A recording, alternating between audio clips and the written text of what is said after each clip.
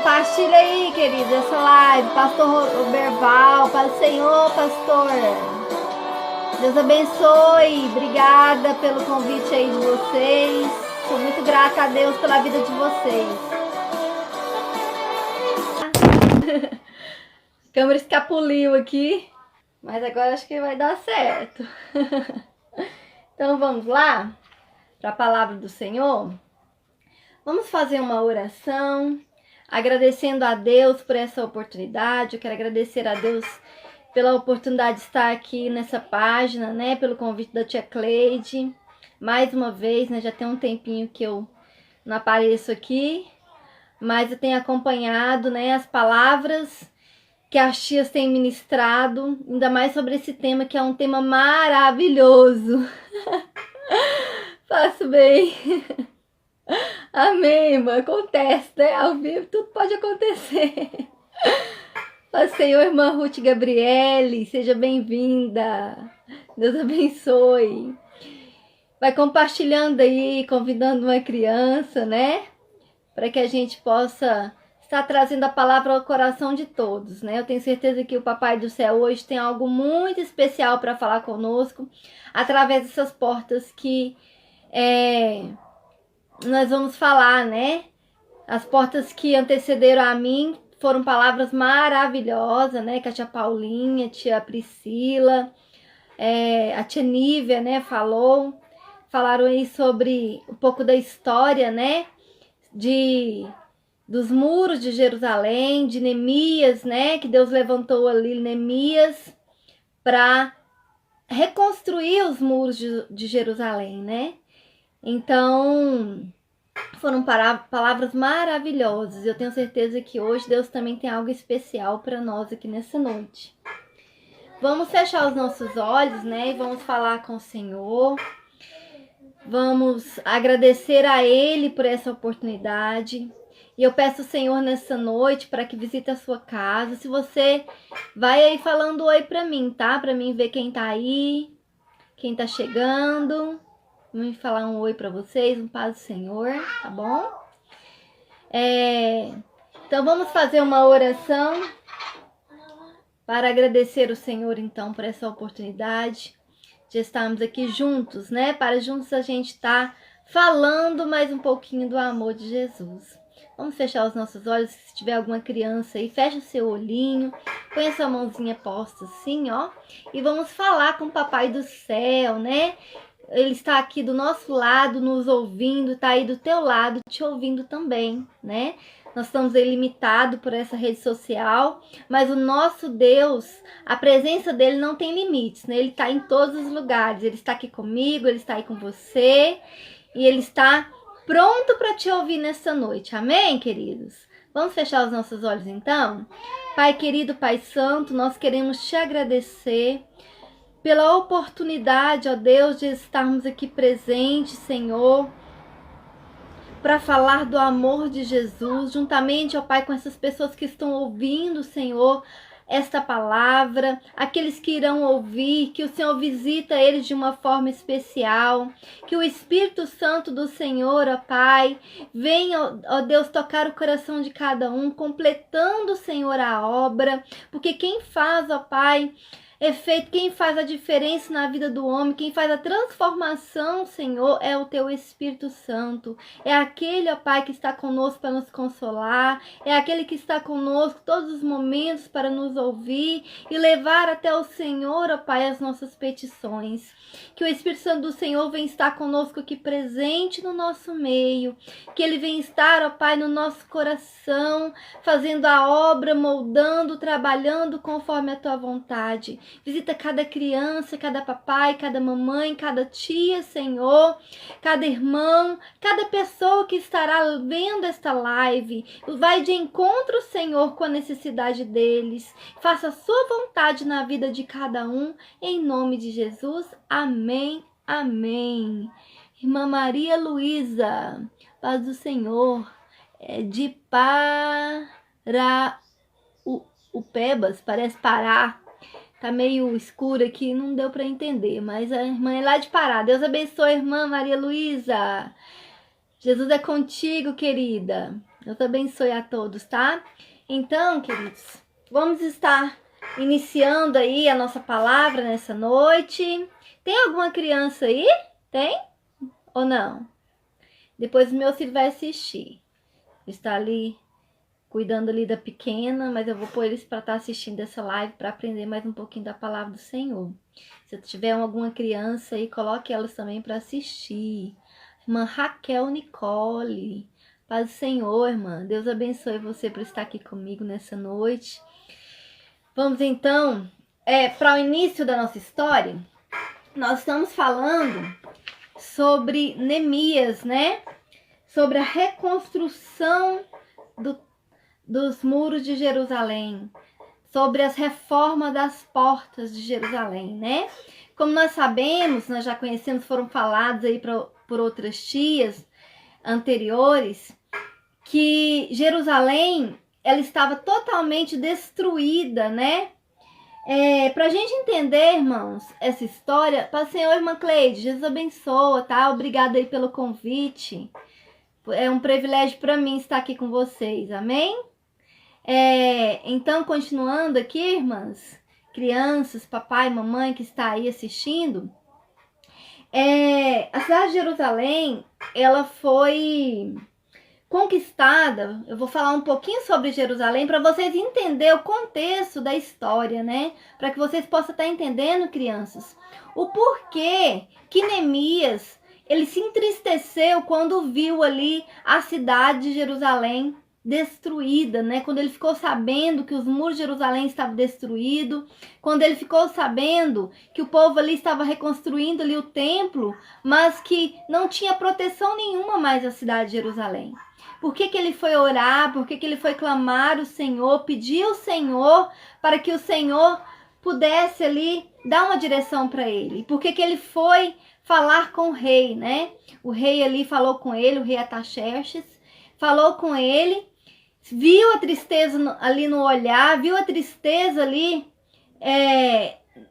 na vida ali de Neemias, né? Eu creio que Neemias era um homem alegre, um homem feliz, porque ele tinha Deus no coração, né? Isso transmitia para as outras pessoas. Ele era o copeiro do rei, né? Aquele que impedia o rei de ser morto, né?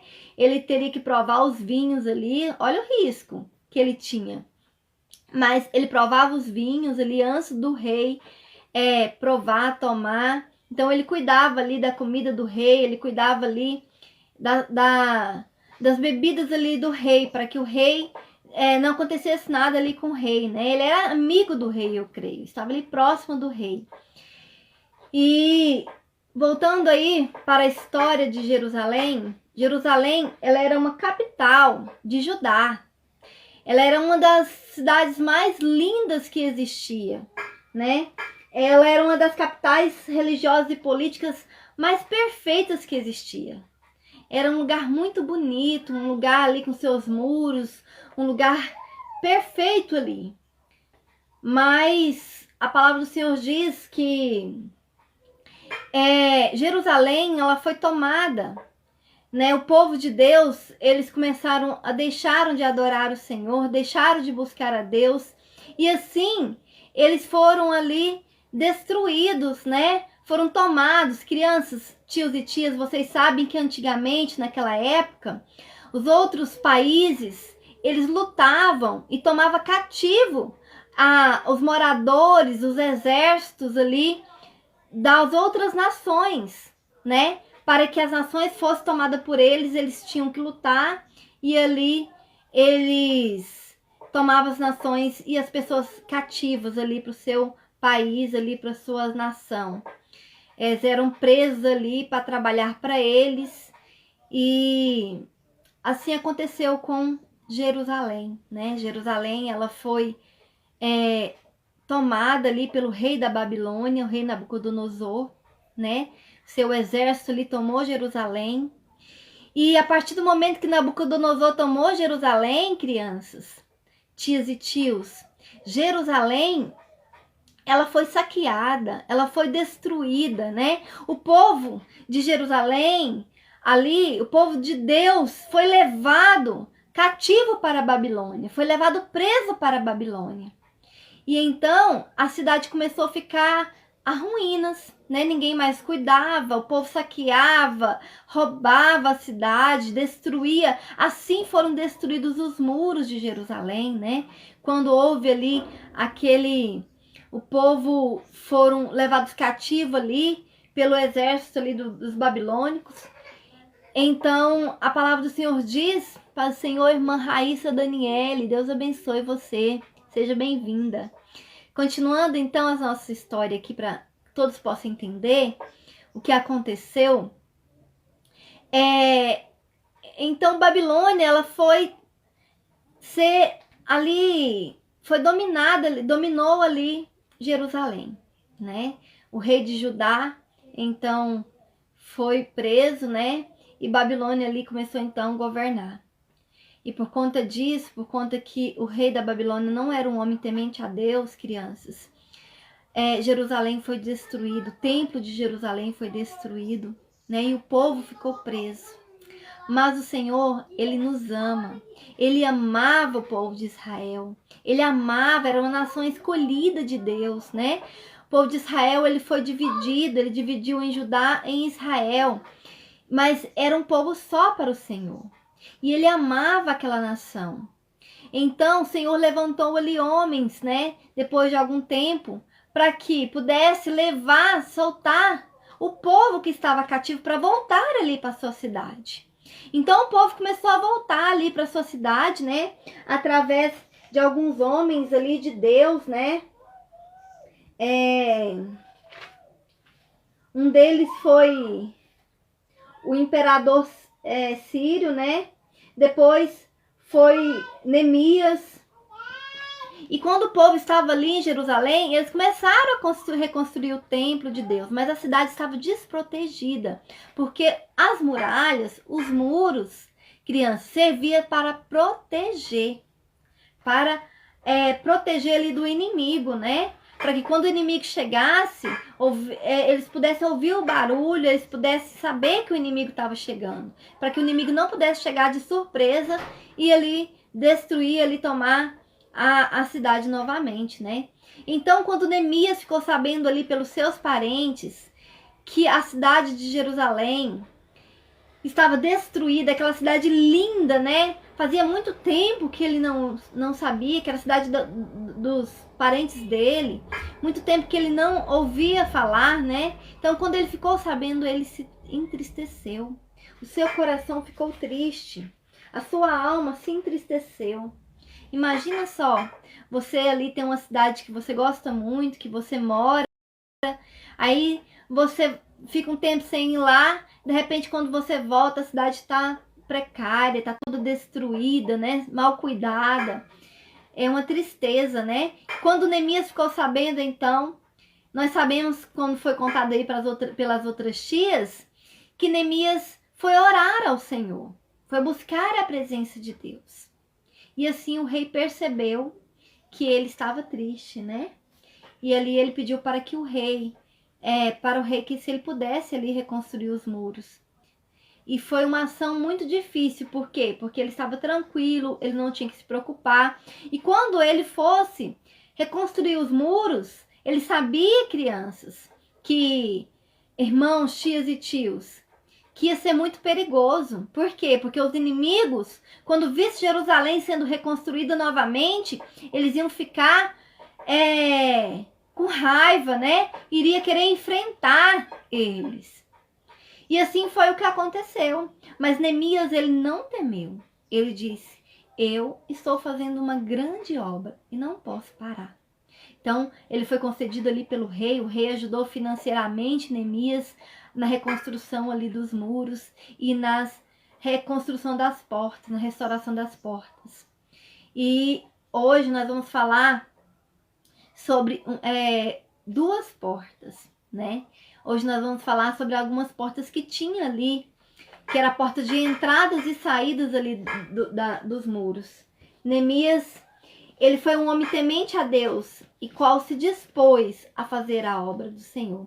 Quero dizer para você, Muitas vezes, quando nós dispomos a fazer a vontade de Deus, quando nós dispomos a fazer a obra do Senhor, o inimigo se levanta para querer nos entristecer, para querer nos abater, para querer nos impedir de cumprir o propósito do Senhor na nossa vida.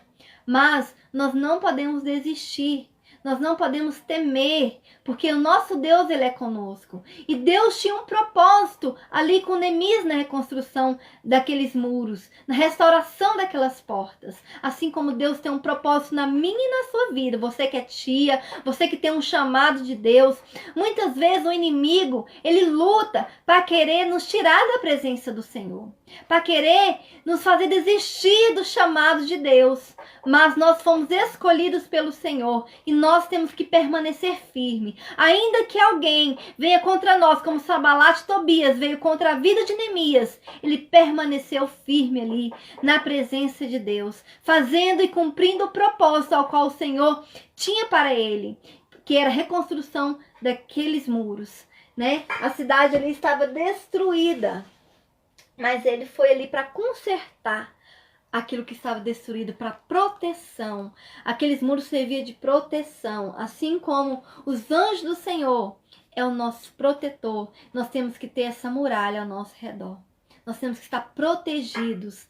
E a porta de entrada para a nossa vida e a porta de saída, ela tem que estar restaurada, como foi que Neemias fez ali, juntamente com o povo, restaurando aquelas portas. E uma das portas que eu vou falar hoje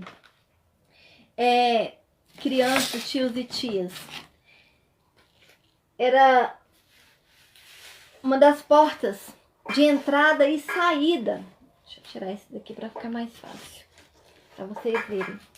Era uma das portas de entradas e saídas ali de Jerusalém. Era a porta dos cárceres.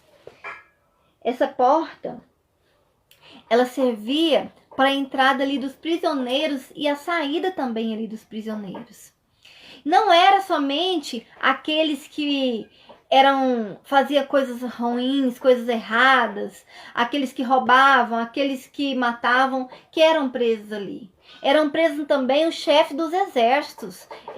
Quando a cidade era tomada, porque naquela época as nações, ela tomava outra nação para si e como troféu, o que eles faziam? Ele pegava ali o chefe dos exércitos, também colocava ali naquelas prisões, né? Como troféu ali para eles. Até um tempo, até decidir o que ia fazer com eles. Acontecia também que o profeta, até o próprio profeta Jeremias, ele foi preso ali, né? Ele entrou ali por aquela porta. E essa porta aqui, ela tem uma simbologia, né? Nós estamos falando ali aqui de simbologia, como foi falada na aula passada, né? A aula linda da tia que ministrou, falou ali sobre a fontes, né? E nós vamos falar hoje sobre essa porta, que era a porta ali das prisões, a porta dos cárceres. E essa porta, quando ela era aberta, era colocada ali pessoas, né? E muitas vezes pessoas também saíam daquela porta, era liberto. No estudo que eu estudei, fala que o palácio ele ficava ali perto da porta dos cárceres. Por quê? Porque o rei se encontrava ali perto, para que o rei não pudesse andar ali pelo povo. Era muito fácil ele entrar ali para julgar quem estava preso ali, né? Então o rei ele estava próximo. E essa porta, o que ela significa na nossa vida espiritual? O que essa porta ela tem um significado para nós, trazendo para nossa vida espiritual, para a reconstrução, para a restauração dessa porta? Muitas vezes, titia, tios, crianças que estão aí, nós não estamos totalmente com a nossa vida restaurada. Nós viemos para a presença do Senhor e muitas vezes as prisões, as cadeias, as tristezas, as angústias, as mágoas, a falta de perdão, ela ainda permanece na nossa vida. Ela ainda está ali na nossa vida. E o Senhor, Ele quer que nós nos libertamos. Ele quer nos soltar. A palavra do Senhor conta aqui na história que aquela porta ela dava abertura, ela era aberta para que o povo que estava preso ali naquele lugar pudesse sair para o pátio, para poder ver o sol, a claridade, né? Muitos ficavam ali no cárcere, presos ali no cárcere, e outros saíam para poder ver a claridade, e ali para o pátio ali, onde permanecia aquela porta. E que isso quer dizer? Muitas vezes nós estamos aprisionados, as pessoas estão aprisionadas pelo pecado. O pecado muitas vezes aprisiona o homem. Às vezes as pessoas não conseguem ser libertos de algumas coisas. Eles ficam presos. Presos no quê? Muitas vezes no vício. Às vezes eles até aceitam a palavra de Deus, né? Como diz lá na parábola do semeador. A semente, ela é plantada, ela é semeada. Semente da palavra de Deus. Mas algumas pessoas vivem presas. Como aquela parte da parábola que fala que algumas pessoas, a semente que caiu ali no meio dos espinhos, né? Que ela criou raiz, mas os espinhos a sufocou. Ela não teve a claridade e muitas pessoas estão na escuridão, achando que estão bem, achando que está tudo bem, mas algumas angústias, algumas depressões, né, faltam ser libertas da sua vida. Algumas falta de perdão, mágoa, né? Algumas vezes a gente tem mágoa de alguém e essa mágoa fica na nossa vida, que destrói a nossa vida. E nós precisamos ser libertos dessas algemas. Nós precisamos nos libertar dessas algemas que nos prende. A algema do pecado. Aquilo que às vezes não impede nós de recebermos a libertação completa do Senhor, de nós vermos a claridade da presença de Deus, de nós vermos a luz da presença do Senhor. Às vezes as pessoas estão presas aos vícios, né? O vício do álcool, o vício do cigarro, e não só isso que vicia não, crianças. Muitas vezes as crianças ali estão viciadas no videogame, viciadas no celular, né? E isso impede às vezes de estar orando, de estar buscando a presença do Senhor. Isso são cadeias, né? Que nos prende, são algemas que nos prende. Às vezes, algumas coisas que nos tira da presença de Deus. Eu não quero servir, não dou conta de servir a Deus porque eu não consigo me libertar disso. Mas o Senhor quer nos libertar. O Senhor quer tirar de nós todas as cadeias que nos prendem. O Senhor quer arrancar de nós todas as algemas do pecado que tem prendido a nossa vida, que tem prendido a sua vida. Deus quer te libertar. Deus quer te restaurar. Só que você precisa sair pela porta do cárcere, deixar ser restaurada na tua vida. O pecado precisa sair da tua vida, precisa ser liberto da tua vida. A Bíblia fala assim que conhecereis a verdade e a verdade vos libertará. É a verdade da palavra do Senhor que vai libertar, libertar das prisões, vai nos libertar da tristeza na alma. Quantas pessoas, elas estão na casa de Deus, mas vivem triste. A palavra do Senhor diz que a alegria do Senhor é a nossa força.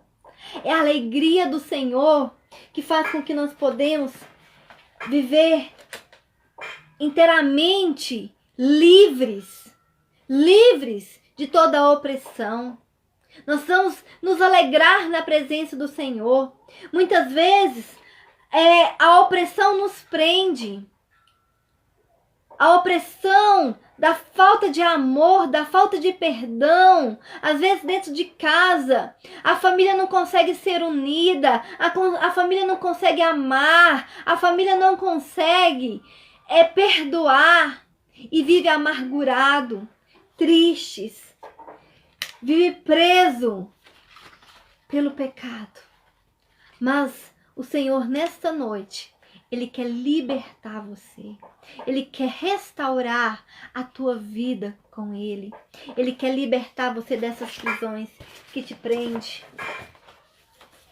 A prisão do pecado, o mundo, né? O mundo, ele parece ser muito bom aos nossos olhos, mas ele nos leva à ruína, nos leva à prisão perpétua, à morte eterna. Mas o Senhor, Ele quer nos dar vida e vida eterna. E é por isso que Ele quer restaurar a nossa vida, crianças. Ele quer restaurar a nossa vida,